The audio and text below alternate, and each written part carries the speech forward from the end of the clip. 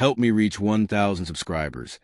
Hit the like button and share your thoughts in the comments. I sensed the trap long before I saw it.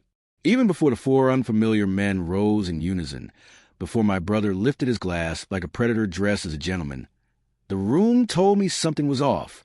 The stillness was too heavy, too practiced. Not the silence of celebration, but the silence of strategy.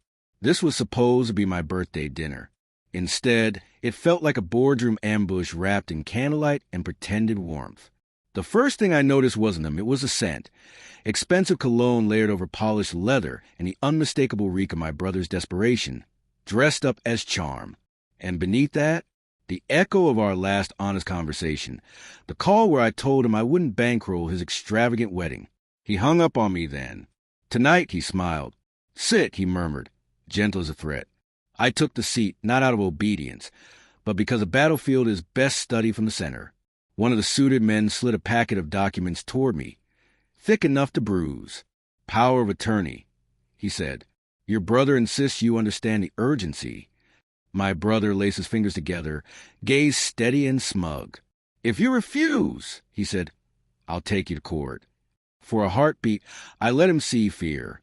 Not mine, but his own reflected back at him. Then I smiled. Of course, I whispered. But before we sign anything, allow me to introduce someone. A tremor ran through the room. A chair scraped. One of the lawyers inhaled too sharply. The door opened behind me. Everything my brother thought he controlled unraveled. We weren't always enemies.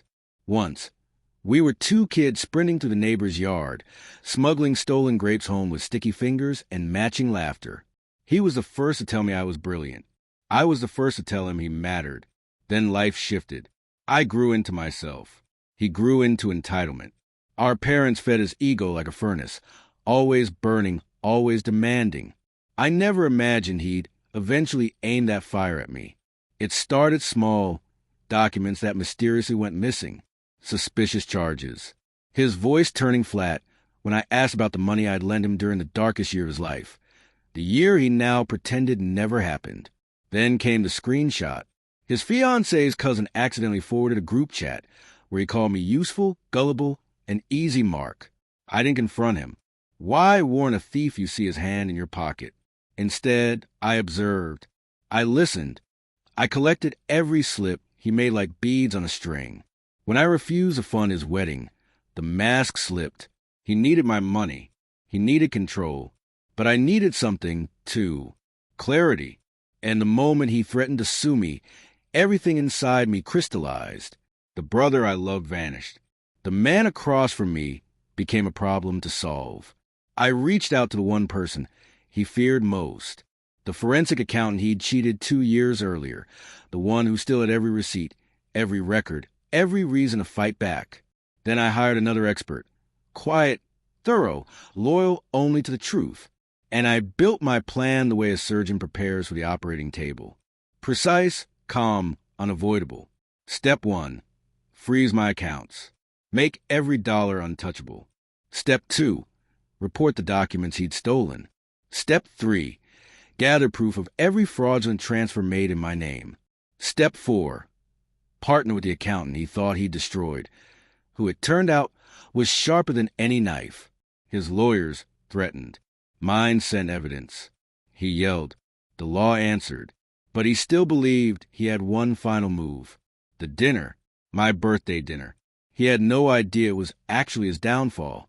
Back in the dining room, the man who'd stepped in behind me placed a folder on the table.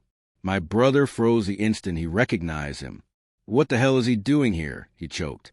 The accountant didn't even sit. He simply opened a file, each page a new nail in the coffin my brother had built with his own greed.